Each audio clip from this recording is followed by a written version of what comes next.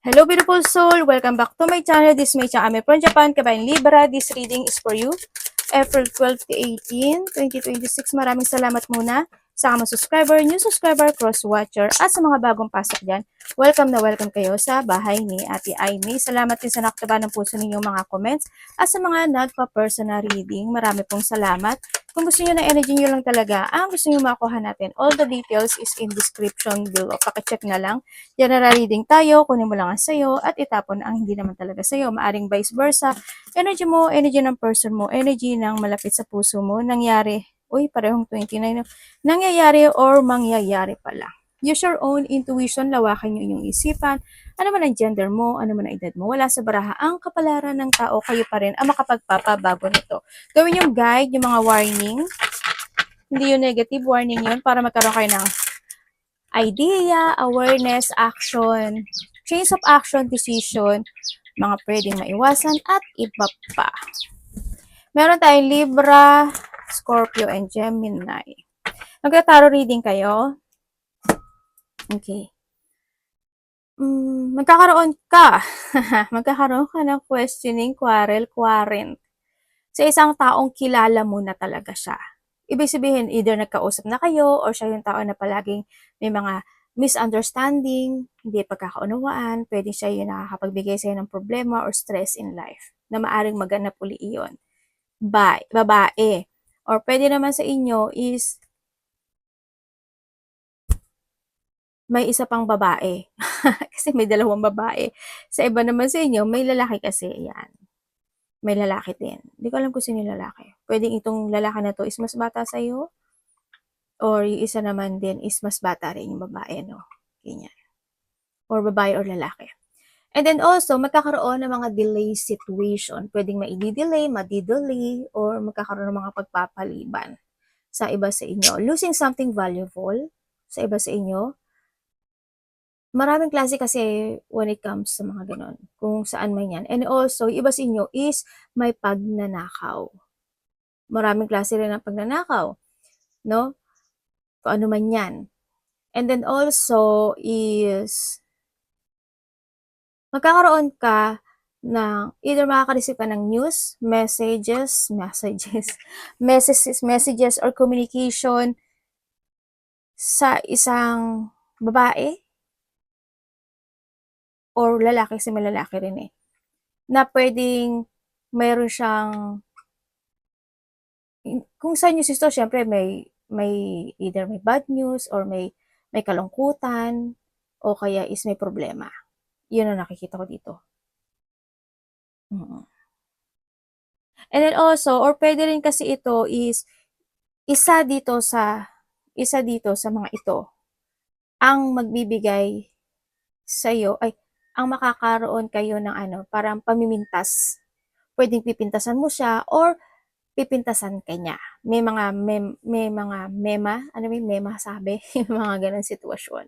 No, kung kanino man niya, kakasama mo sa trabaho, kapatid mo, anak mo, kung sino man siya sa buhay mo. And then also, may mga bagay ka daw na gusto mong gawin or gusto mong umpisahan, pero nauudlot ito or nagkakaroon ka ng limitation or pwede rin na nagkakaroon ka ng delay talaga dito sa situation na ito. Andun yung point na gusto mo siyang panindigan or gusto mo siyang actionan. Sa iba naman sa inyo is meron daw kayong paninindigan or may mga a-actionan kayo. Pwedeng pag-iisipan nyo yun. Mga situation na yun, no? May mga kasiyahan ako na nakikita sa iyo. May mga papuri o pasasalamat in some aspect of your life. Yan, pwedeng kung nagtataro reader ka, pwedeng makakokonek sa iyo, dalawang mas bata sa iyo, pwedeng or pwedeng kapatid mo to. Hindi ka man nagtataro reader, pwedeng may mga dalawang mas bata sa iyo na kokonek sa iyo. Pwedeng nandoon sa point na 'yon. Hindi ko alam kung anak mo siya, kapatid or something, kung ano man 'yan. Or pwede nakakasama mo, no? And then also is pwede rin kasi yung when it comes to a love life, pwedeng yung connection mo is mas bata sa'yo. Pwedeng nandun sa point na yun.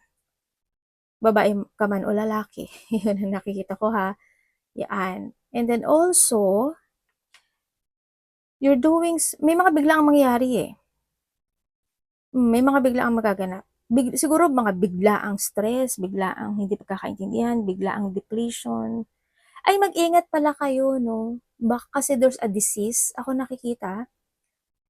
Sana sana wala.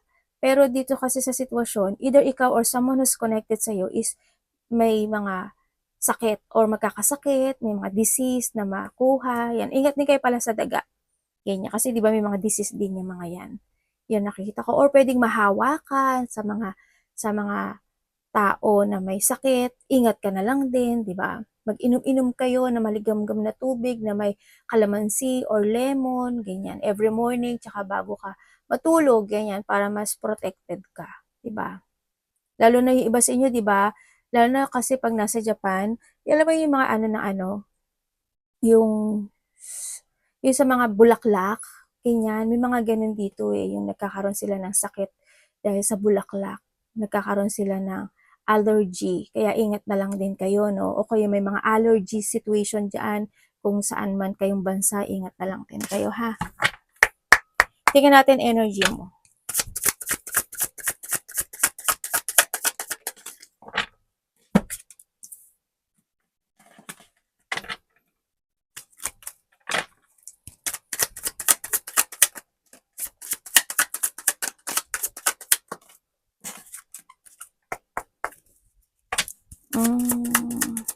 Okay.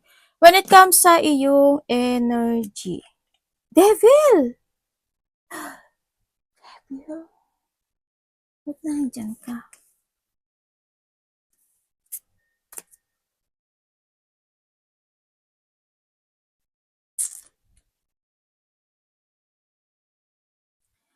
Okay. When it comes sa iyong energy,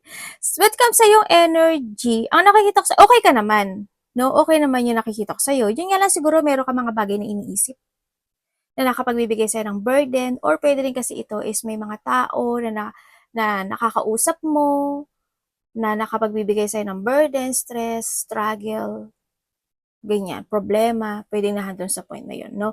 And then, nakikita ko rin naman sa'yo is parang meron kang pinag-iisipan na hindi ko alam kung may gusto kang bilhin o may mga pagkakagastusan ka, or pwede rin na may tao na ko-connect sa'yo, then kasi gusto niyang something, maaaring may problema siya or tutulungan mo siya, parang kung ano man niya, paano pwedeng tutulungan mo siya or hingi siya sa'yo ng tulong, pwedeng nandun sa point na yun. Sa iba sa inyo may mga iniisip ka raw. Yan, may mga bagay ka na iniisip, halimbawa, ay gusto ko tong bilhin, ganyan, ganon, ganyan. Or any situation na pag-iisip na nakapagpapa-burden sa'yo, no? Isip or kung sino man yung nakakausap mo, pwedeng nandun sa point na yun. May mga ano rin dito,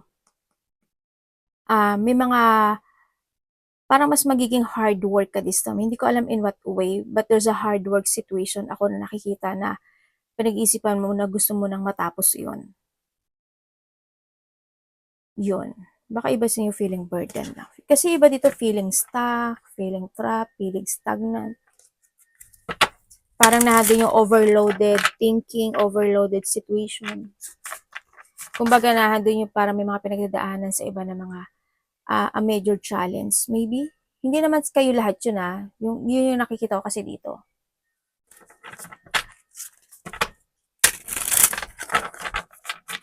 May mga painful. Tingnan natin parating sa'yo. Parating sa kanya. Kay Libra. Uy, your angel, oh. Buti na lang may lumabas kang angel kasi may devil, eh.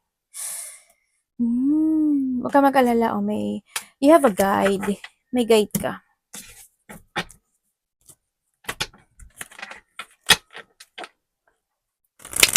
Parating sa iyo. Ay, mag-ingat ko, Rom. Tingnan natin. Kasi may nakita ko sa baraha. Parating kay Libra.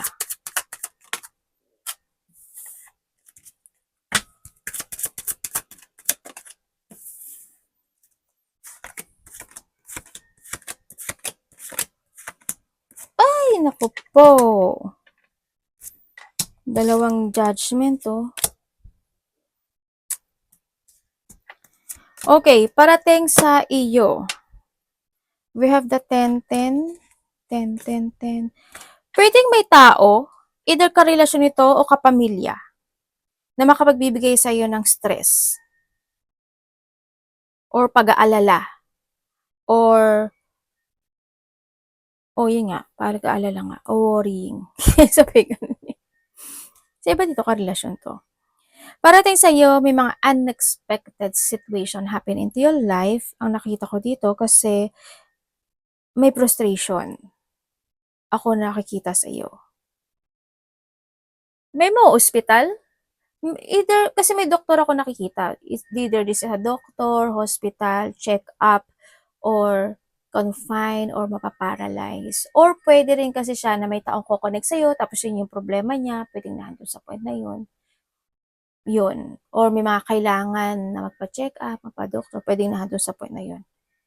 Ako nakikita dito.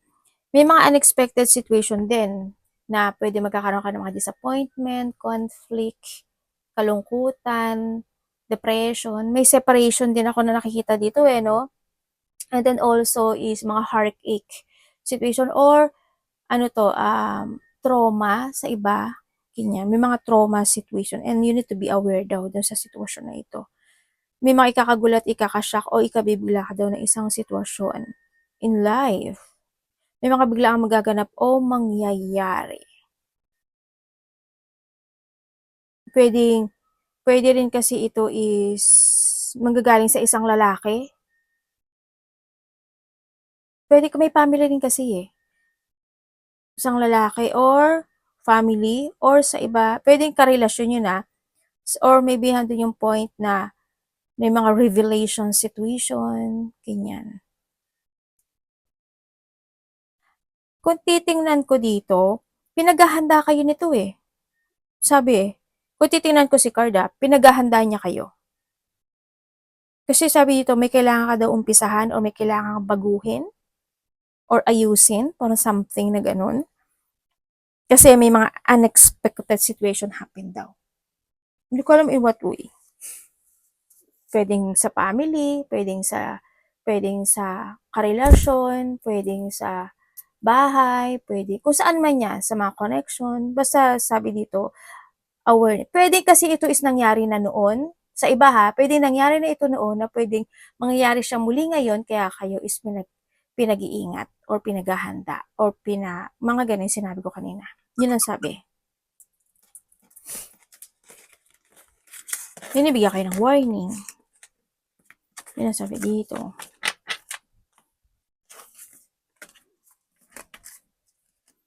Ay, gumin na. Dapat iwasan. Something need to heal or something need to change, parang ganun ang sinasabi Sa iba ganun. Basta learn from the past Dapat iwasan ni Libra.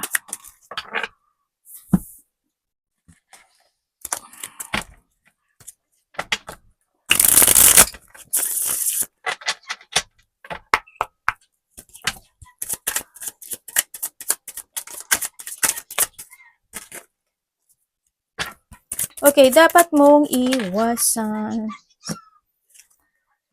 Okay, dapat mong iwasan, syempre, yung mapanghinaan ka ng loob, yung hindi ka makapag-focus, hindi ka makapag-control, maging maiksi yung pasensya mo, o yung mga tao na ganun, umiwas ka na lang. Iwasan mo rin magkaroon ka ng self-doubt sa sarili mo, ganyan. Iwasan mo na ma-overwhelm ka sa mga bagay-bagay. Kasi pwedeng yung overwhelming na yun, minsan pag hindi mo napag-isipan, nagiging bad or hindi naging magandang outcome. Kaya, pag-isipan mo maigi, no? Ganyan. Ano ba ibig ko sabihin? Halimbawa, may tao na nanliligaw sa'yo, na-overwhelm ka sa lahat ng sinasabi niya, ganyan. Nakuha niya yung loob mo, and then after nun, naloko ka. Mga ganun. Example ko lang yun ganyan. Basta, yun. And then also, iwasan mo yung, syempre, not to put boundaries din, or not to putting a guard when it comes to yourself para sa ibang tao. No? Kailangan mo kasi yun. Ibig sabihin, you need to protect yourself. Diba, nandun yung point na yun. And syempre, Wag ka daw mapanghihinaan ng loob. Ang sinasabi dito, yung lack of confidence. And then also, mag-ingat ka daw sa mga bagay na pwedeng magkamali ka. Ganyan. Tsaka yung matrap ka or ma-feeling trap ka in some aspect of your. Tsaka hindi ka mag-trust sa intuition mo ha. Mag-trust ka sa intuition mo. At wag na wag kang magmamadali palagi. Sa lahat ng aspeto ng buhay mo. Sa sasabihin mo, sa action mo, sa decision mo, sa movement mo, sa lahat. You need to trust to your intuition to make a decisions right. Be patient to make a choices. Basta ingat na lang kayo.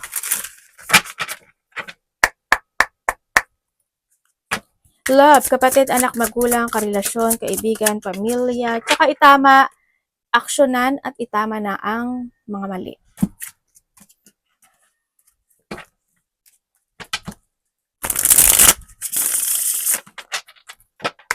Love.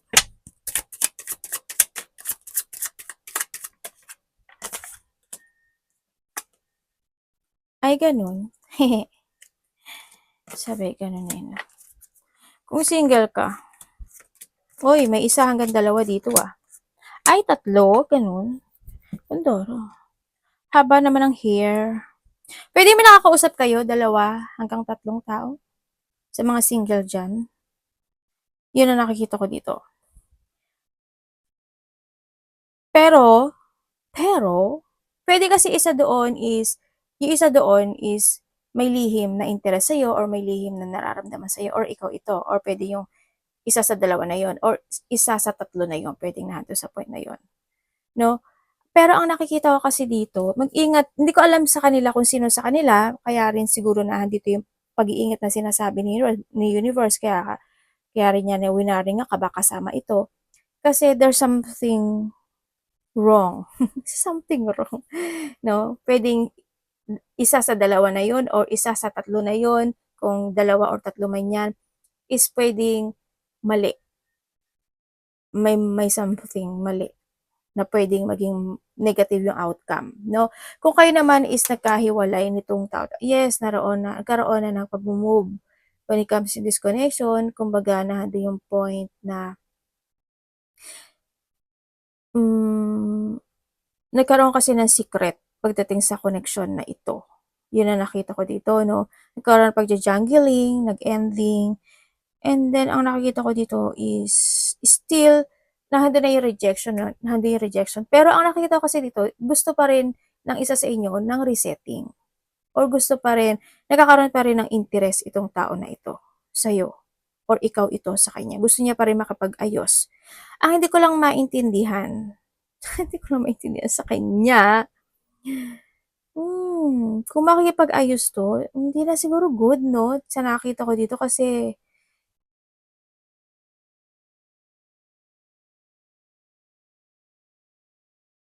hindi siya love eh. Hindi siya love. Tsaka, medyo malihim, no? Medyo malihim ito. Isa sa inyo malihim. Di sa connection na ito. May lihim or malihim talaga. Yun. Well, nasa sa'yo yan. Nasa sa'yo pa rin yan. Choice mo yan. Kung kayo naman is in a third-party relationship, kung nasa third-party relationship kayo, alam mo naman, no, na sometimes you feel full ka talaga, no? Yan, na tatanga-tanga lang, ganyan-ganyan. Iba sa inyo, mag-ingat kayo. Kung sa internet nyo to nakilala, mag-ingat kayo. Okay? Kasi iba dito, internet nyo siya makikilala. Yan, magiging full daw kayo. Kasi ando yung point na aamuhin kayo nito eh. Hanggang sa makuha kayo. Pero alam mo, ito kasi sa sitwasyon, nako, hindi ko lang alam kung, sa iba dito, kung magkakaroon ka ng connection, meron siyang problema sa pera.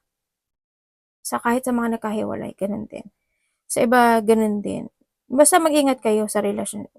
Mag-focus kayo sa red flag. Sa mga may third party, syempre, alam nyo naman gagawin nyo na. Dito. Kasi dito sa sitwasyon, parang okay lang sa'yo eh, no? Well, hindi okay, pero siguro, nagiging ano ka lang. Kumbaga, nagkakaayos naman, nagiging okay naman. Parang naghihintay ka lang din ng sign, kung kailan. Ganyan. Alam mo, it's your choice dito. Hindi naman choice mo to, ha? Ikaw ang pipili ng direction mo dito. Yun, kasi sa tingin ko alam mo naman. Okay, kung kayo is walang third party, you value each other, or binavalue mo siya, o binavalue ka rin niya, ang nakita ko dito, andun naman yung pag-uusap, so isa sa inyo medyo tahimik lang din, ano, or sa andun yung point na hindi siya ganun madakdak or matanong, isa sa inyo ganun.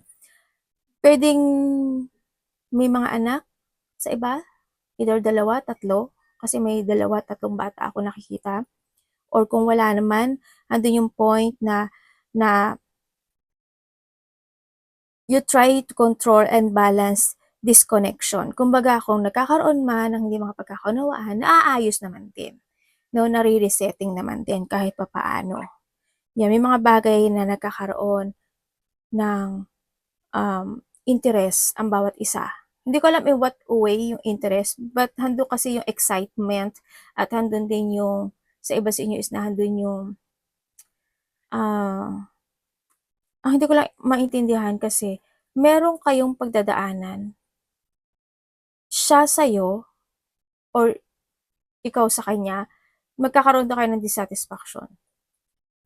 Or kung may mga anak, pwedeng involve yun, o mga bata, pwedeng involve yun, na magkakaroon daw ng dissatisfaction dito sa connection na ito. Sa iba sa inyo is, either may sasabihin siyang katotohanan or may malalaman ka.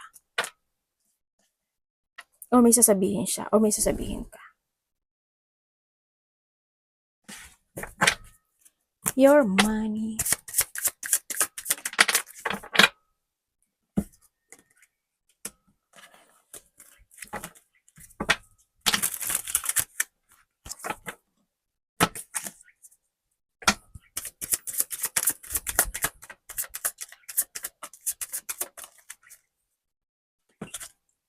Okay, pagdating sa iyong money, pagdating sa money mo, breadwinner kasi yung halos lahat naman kayo breadwinner. Breadwinner kayo, ang nakita ko dito, you try to make it balance pagdating sa pera. Yun nga lang, pwede rin kasi na trabaho and money kasi to, no? Pwede rin kasi nakakaroon kasi ng frustration, pwedeng sa trabaho mo, nagkakaroon ng frustration, halimbawa, nagiging matumal, konti lang yung pasok mo, o konti lang yung sinasahod mo, kaya nagkakaroon ka ng ganun. Or maybe, meron kang tao na nakakausap o nakikipag-usap sa'yo, nakakapagkasundo sa'yo, nagkaroon kayo ng connection related to a money, pwedeng nandun sa point na yun. Na yun yung either nalilito ka or pwedeng kinaka-prostrate mo yun. Yun ang nakikita ko sa'yo pagdating sa pera. Ang kailangan mo daw dito, pagdating sa pag-organize ng pera mo is, kailangan mo daw na mag-put boundaries talaga. Yun ang sabi dito. Kailangan mo manindigan din minsan. Diba? Wag lang yung bigay ng bigay. O kaya is balansehin mo. Kung may mga paglabas, ganyan, o may mga paggastos. Pero pera mo yan, hindi ko naman pera yan. Diba? Nasa iyo pa rin yan. Yun ang nakikita ko sa'yo dito. Pwede may kukonect sa'yo. Pwede na 3 days, 3 weeks, or 3 months. May blessing na darating sa buhay mo. Pwedeng abundance, pwedeng opportunity, pwedeng may mga idea, or any blessing. May blessing daw na darating sa iyo. Or pwedeng magkakaroon siya ng mga development situation. Yun. Arigato namaste. God bless.